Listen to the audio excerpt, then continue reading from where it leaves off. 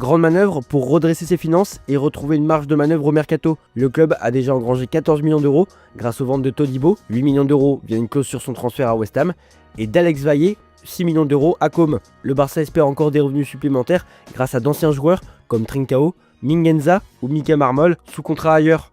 Les départs attendus de l'anglais et d'Ansu Fati, ciblés par Monaco, sont également cruciaux pour rétablir la règle du fair play financier et pouvoir enregistrer des recrues comme Joan Garcia. Mais pour finaliser l'arrivée prioritaire de Luis Diaz, le Barça devra procéder à une grosse vente dans son effectif actuel. En parallèle, le club rêve aussi de s'offrir Grimaldo pour renforcer le couloir gauche et d'ajouter l'expérience d'Ivan Perisic en approche.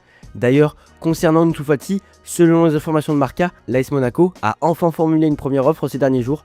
Une offre rapidement refusée par le Barça. Le club catalan souhaitait vendre le joueur pour renflouer les caisses, mais aussi garder la main avec quelques clauses autour de ses performances. Mais l'AS Monaco a proposé un prêt sans prendre en charge l'intégralité du salaire de l'international espagnol. Enfin, un dossier sensible anime les coulisses, celui de Marc-André ter Stegen. Selon Bild, plusieurs clubs prestigieux suivent le gardien allemand, l'AC Milan, si Mendy en part, Manchester City, en raison des blessures récurrentes d'Ederson, le PSG, la Juventus et Manchester United.